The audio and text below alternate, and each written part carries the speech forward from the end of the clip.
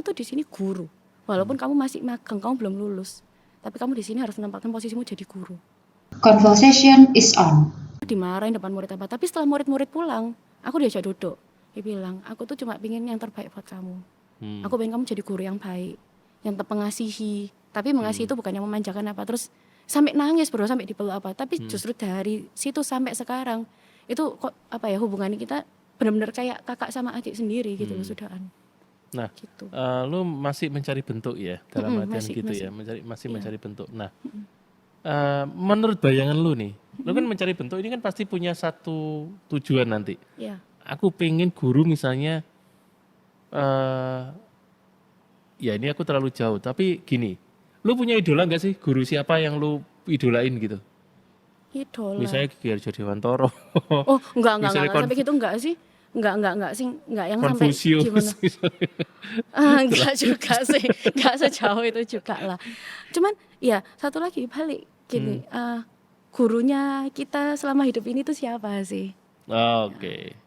Ya, Lu balik ya ke dari sana. iya balik ke Tuhan Yesus itu sendiri gitu loh. Walaupun muridnya gimana pun dia tetap jadi guru yang seperti apa. Gitu loh. Mau muridnya sampai nakal sampai kayak Thomas itu modelnya mau pegang sendiri apa.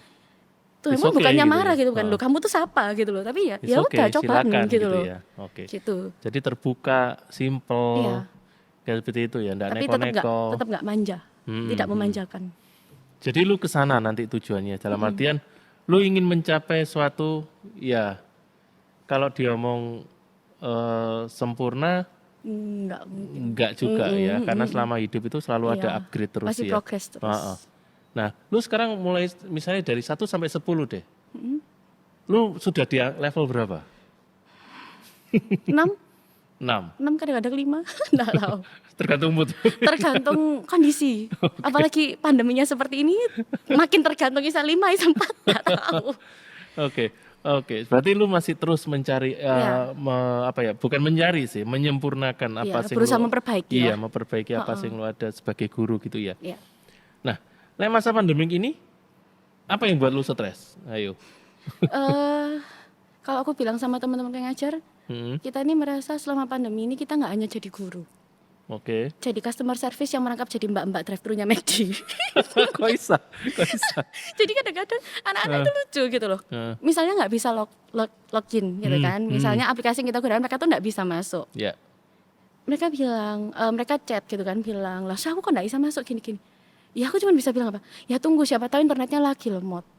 Ya, terus mereka tanya lagi, kok bisa internetku lemot? Nah, kan aku udah bisa jawab gitu loh. Aku bilang, ya mana tahu, kan kamu di rumahmu, Lausu di rumahnya Lausu, jadi kita nggak tahu, Lausu nggak bisa bantu, tak bilang gitu. Terus sama ini soal ngumpulin tugas, kayak misalnya kita kasih batas waktu, terus mereka kelewatan lah. Kemarin tuh sempat kejadian, dia ngirim tugasnya itu hari Sabtu jam 9 malam.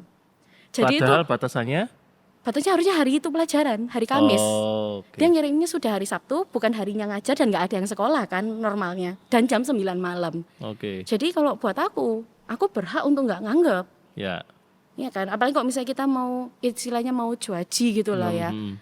Aku sudah nggak dibayar lagi gitu kan ngomong istilahnya kan. Jadi berhak dong kalau misalnya tak tunggu sampai hari Senin baru tak bales. Atau misalnya Minggu pagi baru tak bales. Apalagi sudah malam kan timingnya. Nah tapi ketika dia sudah ngirim, saya nggak respon, kontak ke wali kelas. Wali kelasnya WA. Terus tolong dicek ya tugasnya. Aku sampai, Miss ini hari Minggu dan sudah malam loh Miss. Sampai melas gitu rasanya. Tapi ya mau nggak mau karena ya itu tuntutannya mereka. Aku sudah ngumpulin, kamu sudah terima apa enggak? Mau memastikan gitu kan. Sebenarnya simpel gitu loh. Cuman gara-gara kayak gini ini aku saya merasa memang kita nih guru kayak nggak butuh nafas, nggak butuh istirahat gitu. Kok langsung dipepet terus gitu rasanya. Oke. Itu kan salah satu apa ya, dalam artian di pandemik ini kan orang jadi yang dulunya itu belajar ya, dalam artian gini, belajar itu kalau ketemu guru pasti persiapannya lebih matang. Iya. Ya toh, daripada online. Iya. Karena online biasanya besok online aja loh. Gampang gitu kan, gitu-gitu lah. Nah, kebanyakan memang kayak gitu ya, murid-murid. Tergantung dari cara kita packing pelajarannya juga sih. Masalahnya kalau Mandarin ini ada apa ya, ada kekurangan, ada kelebihan lah. Mereka kan belum bisa apa ya, kalau yang murid SD itu mereka belum diajari untuk mengetik huruf Mandarin di komputer kan. Jadi itu termasuk salah satu yang harus kita cari jalan keluarnya gitu loh. Jadi kalau selama ini aku ngajar Mandarin sih masih online, tapi basicnya masih pakai buku pelajaran. Oke. Jadi sistem tugasnya yaitu di Masih foto, manual. di-upload. Iya, masih manual karena satu lagi aku juga takut sih anak-anak itu kalau lihat layar terus lihat PPT terus. Karena Matanya. bukti juga ada selain matanya ada yang nggak konsen gitu loh. Gitu, ada yang nggak konsen. Apalagi kalau misalnya mereka sudah pakai PC atau pakai laptop ya, tinggal buka aja yang lain sebelahnya nonton YouTube atau apa, Iya. selesai Banyak sih. gitu. Oke. Dan itu sudah kejadian gitu. Maksudnya kayak guru ini kayak kita nggak ngomong bukan berarti kita nggak tahu Iya, gitu loh. Nah jadi akhirnya kalau Mandarin kita balik lagi ke paper base gitu loh. Jadi kembali di buku itu tetap dikerjakan, kita minta mereka tulis di buku apa. Ya walaupun tetap ada miss 1-2 lah, tapi setidaknya kita tetap berusaha menggunakan apa yang ada dengan nggak tambah bikin mereka tambah konsen ke layar terus gitu loh. Oke. Minim. Nah, Arlin,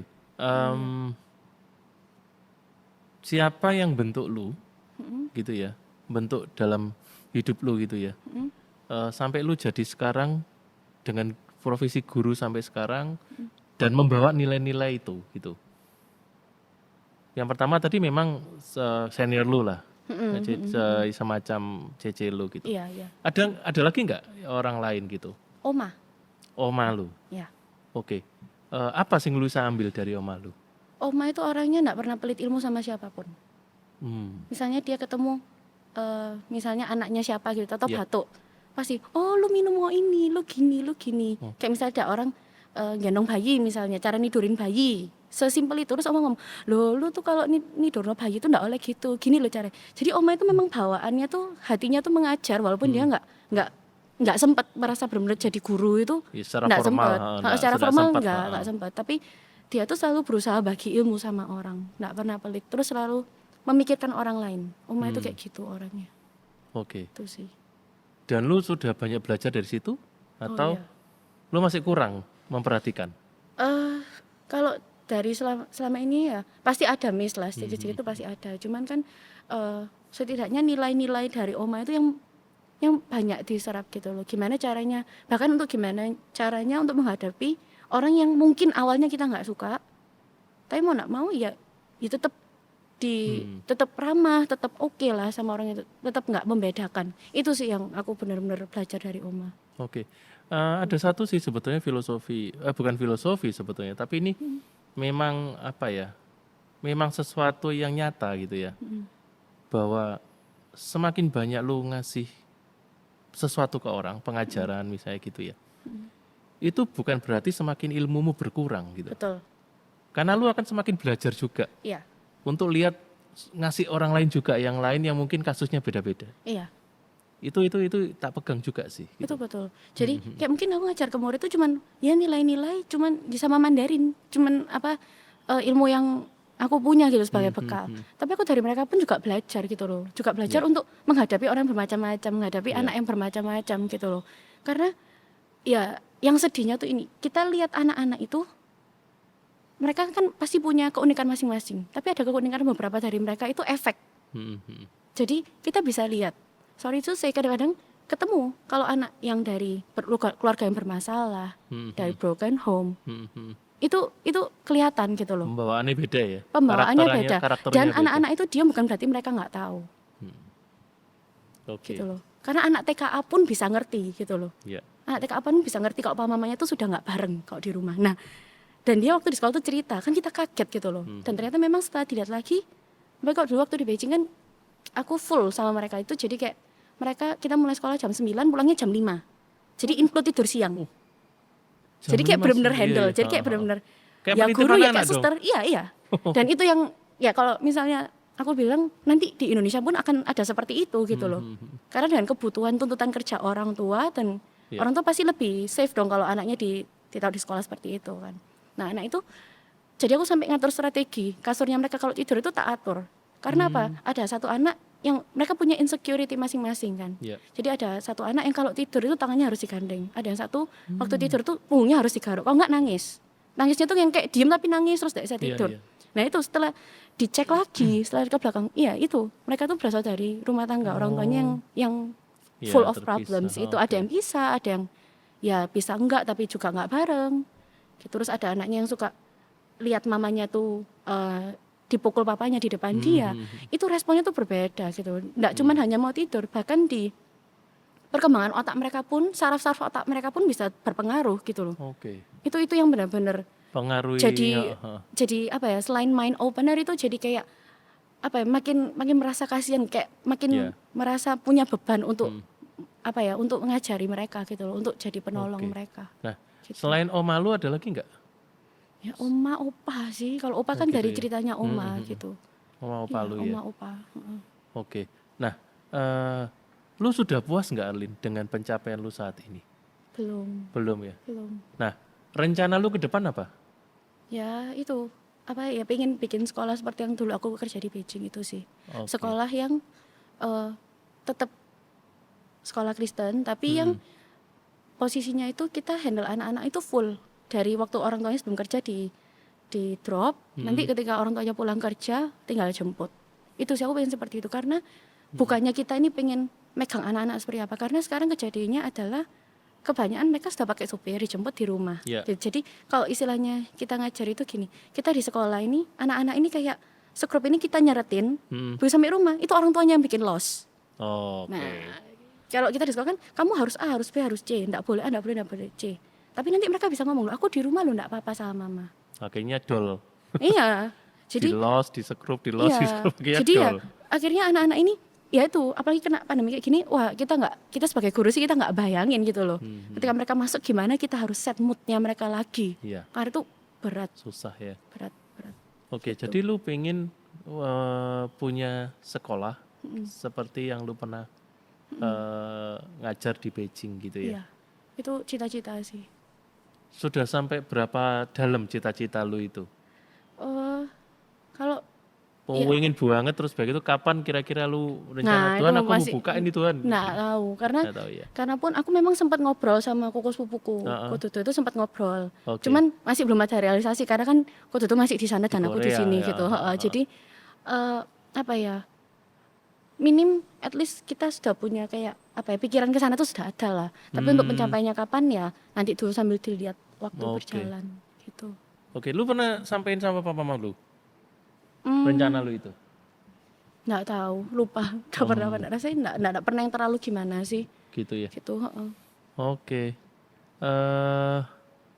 Kira-kira lu punya batas waktu nggak? Dalam artian gini, oke lu sekolah gitu ya, buka sekolah gitu.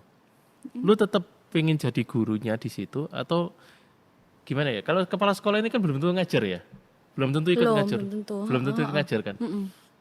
Nah, lu pengen yang kayak apa nanti? Tetap ngajar. Tetap ngajar. Oke, lu akan terus menekuni itu ya. Iya. Oke.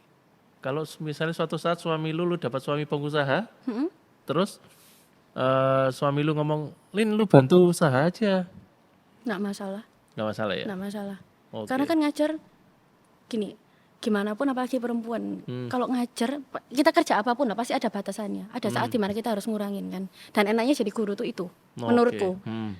Apalagi aku sekarang kan posisi part time, jadi nggak terlalu terikat di Bukan satu full sekolah ya? kan. Jadi masih ada option untuk ngurangin. Oke. Itu nggak masalah sih. Oke. Tapi kalau suruh ninggalin betul-betul, nanti bisa. lihat kondisi dulu. Oke. Karena jiwa lu sudah memang dari awal Iya. pengennya ngajar. Iya, karena kalau misalnya nggak ngajar pun, at least misalnya dari rumah ngajar atau gimana kan masih bisa lah. Ngelesi atau apa ya. heeh. Oke. Arlin, lu kan punya banyak junior di bawah lu nih. Ya dalam tanda kutip lah, adik-adik lu di bawah lah. Lu ada pesan nggak sama mereka kalau mau seperti lu ini, kalau memang lu punya cita-cita ya sok tua lah gitu ya. Siapalah hamba. Siapalah hamba? Ya hamba. Lu tanya, gak usah tanya. Lah ya siapa tapi lo nggak masih junior, masih belum apa-apa lo. At least belum apa-apa tapi lu punya apa ya? Punya, kalau aku lihat ya, lu punya dasar yang kuat gitu untuk aku jadi guru, bukan hanya guru gitu loh, tapi lu punya dasar yang kuat. Pengalaman lu, lihat opa-opa lu, lihat Kong juga. iya lu di Saudara-saudara. keluar juga, di luar juga lu mandiri seperti itu. Terus lu punya komitmen di situ. Nah, sih dibutuhkan apa sih sebetulnya supaya adik-adik lu ya nggak harus guru toh. Misalnya ya mungkin mereka pengen jadi apa, chef atau apa dan sebagainya gitu. Model apa sih yang paling nggak supaya mereka nggak goyah gitu kayak lu gini? Supaya nggak goyah. Mm-mm. Apa ya? Harus sadar dulu itu cuman keinginan untuk dapat uang banyak. Apakah itu panggilan? Itu beda. Oke. Gitu, karena anak kecil sekarang pun kok ditanya mau jadi apa, jadi YouTuber, kenapa? Banyak uang. Hmm. Sesimpel itu. Nggak ada, sudah jarang yang jawab mau jadi dokter, mau jadi insinyur, jadi pilot. Itu sudah zamanku dulu gitu. Karena mereka sekarang sudah kayak money oriented menurutku ya. Jadi dokter masih banyak loh ditanya anak Iya kecil. jadi dokter, tapi kalau ditanya Dokter kalau apa dulu gitu? misalnya ditanya kenapa mau jadi dokter, iya biar bisa suntik orang, bisa nyembuhin Oh, orang mau sakit. akal Kalau tak sekarang suntik. iya, nanti kalau sekarang ditanya apa, kenapa mau jadi dokter, iya karena dokter uangnya banyak. Ya. Beda ya Sudah beda gitu loh. Oke. Itu yang pertama sih. Jadi Lalu apa ya, sadar diri dulu ya. Iya harus cari apa, bukan hanya cari passion gitu, karena kalau itu sudah bilangnya a calling, satu panggilan, itu more than just a passion. Jadi walaupun passion itu mungkin passion bisa hilang gitu loh. Iya. Tapi kalau kita sadar itu Calling panggilan, kita itu beda. itu apa-apa kita akan balik ke track itu lagi. Oke. Gitu sih. Ada yang lain? Jangan pernah menganggap diri lebih tinggi atau lebih tinggi dari orang lain. Wah, ini sip. Di atas Itu. langit ada langit nih ya. Oh iya. Oke. Walaupun di bawah kita masih ada orang, iya yang di bawah, tapi bukan berarti kita punya alasan untuk memandang diri, Mereka memandang mereka rendah orang lain. gitu ya. Itu sih yang selalu jadi poin gitu. Karena apa kayak kemarin aku pas barusan dengar satu podcast juga, itu apa tentang insecurity, tapi aku di situ kayak ketemu satu kalimat gitu. Perjalanan hidup kita, keberhasilan, kemapanan, itu tiap orang beda versi, beda porsi. Oke, setuju, betul. Jadi ada orang yang misalnya kerja 10 tahun mengumpulkan 1 miliar, buat dia itu sudah pencapaian dia. Dia sudah merasa berhasil di situ, berasa mapan, berasa kaya atau apa. Tapi ada orang yang kerja seminggu misalnya dapat 5M sudahan. Mereka merasa ini sih nanggung, aku masih bisa lagi. Nah tapi kan nggak mungkin dong kita ngelihat mereka, alah kamu loh baru dapat 1M 10 tahun bangga ini 5M. Kita nggak bisa ngejudge orang kayak gitu. Oke. Gitu, karena ya tuh balik lagi tiap orang beda porsi, beda versi. Jadi ukurannya itu apa sih? Ya tergantung. Percuma, karena buat aku gini, percuma kita bisa punya tabungan banyak tapi sakit-sakitan, Ya. ya kan? Percuma juga kita misalnya kerja keras-keras kalau misalnya itu bukan passion kita. Uang boleh banyak tapi kitanya makin akan merasa capek, stres, itu pasti akan ada. Dan Tapi kita nggak bisa nikmatin iya, akhirnya. apalagi logikanya kayak jadi guru apalagi kan, kayak orang-orang bilang, alah jadi guru gaji berapa? Memang gitu, tapi kita jadi guru itu bukan hanya dapat uangnya, tapi kita invest ke anak-anaknya itu Ya. membawa loh. Maksudnya apa? Guru ini juga bisa bikin anak jadi trauma. Dan nggak sedikit anak-anak yang nggak mau sekolah gara-gara takut sama Gurunya, gurunya, termasuk aku dulu, Hmm. gitu loh. Jadi ya itu nggak boleh merasa diri lebih daripada orang lain. Oke. Oke. Dan akan selalu ada yang dipelajari lah. Ya. Dari orang yang baru, misalnya baru mulai jadi guru kah, atau baru mulai bisnis, atau orang yang sudah puluhan tahun, tetap akan ada hal yang bisa di-upgrade. Gitu sih. Oke, lu sudah cocok lo jadi kepala sekolah berarti. Oh no, nggak mau, tetap mau ngajar. Ngajar. Iya. Oke. Ya itu pertanyaan terakhir, Arlin. Nggak ada lulus, nggak ada enggak. Oke, thank you banyak Arlin sudah datang ke sini, udah berbagi dengan apa yang lu sudah istilahnya sudah lu dapat gitu ya selama lu mulai kuliah Iya. sampai sekarang lu bagaimana lu mikirin besok aku harus jadi guru dan guru yang bagaimana yang lu bayangkan gitu, yang lu inginkan gitu ya. Tapi memang satu hal yang menarik tadi bahwa untuk menyadari kita mau jadi apa itu yang pertama kita harus sadar gitu ya. Iya. Bukan passion tapi calling kita gitu ya. Itu apa sih sebetulnya yang membentuk, yang akan kita apa ya, bukan membentuk, apa yang akan kita lakukan ya dalam hidup ini ya. Itu apa sih itu ya. Terus yang kedua yang menarik memang jangan merasa lebih tinggi atau jangan melihat lebih rendah orang lain gitu. Iya. Karena proses belajar itu terus Iya. seumur hidup. Dan kita nggak akan tahu prosesnya tuh orang berapa lama. Ya. Dan Gitu sih. relatif gitu ya. Lu tadi ngomong bahwa dapat 1M dalam 1 minggu misalnya, satunya dalam beberapa jam misalnya. Ya, relatif kepuasan orang itu untuk itu ya. Tergantung sudut pandang kita mau nyinyir, mau ngomong halah kerja apa sih? Atau kita malah ketika lihat orang yang berprestasi itu sikap hati kita gimana sih? Ketika orang itu makin berprestasi kita ngomong, wih puji Tuhan ya, dia tahu baik, wih berarti selama ini usahanya nggak sia-sia atau apa? Atau misalnya kita mau lihat halah cuman gitu tok, aku lu paling bisa. Itu kan tergantung balik lagi sikap hatinya kita gimana juga. Ya, oke, thank you banyak Arlin. Thank you. Ini semoga papa mama lu lihat juga, gitu ya. Waduh, Ini papa mama anaknya modelnya kayak gini. modelnya kayak gini. Oke, thank you banyak Arlin. Thank you. Oke sobat podcast, semoga diskusi saya dengan Arlin bisa menjadi berkat bagi sobat podcast semua dan bisa diambil nih intisari dari apa yang sudah kami diskusikan. Terima kasih, Tuhan berkati. Cut. Conversation is off. Halo Sobat Podcast, terima kasih udah ngikuti video podcast ini sampai selesai. Like kalau suka dan dislike kalau nggak suka. Jangan lupa komen kalau Sobat Podcast ingin request tema untuk kami bawakan ya. God bless.